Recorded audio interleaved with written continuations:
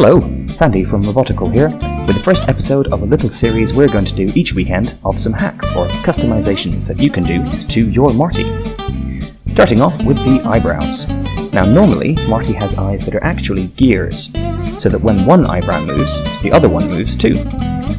So what we did this weekend was to print a head that has a servo motor behind each eye, so you can move each eyebrow individually.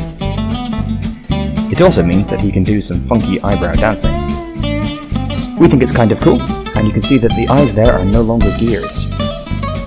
And the more astute of you may have noticed that Marty has a flat head, and that actually makes it easy to add your own stuff on top.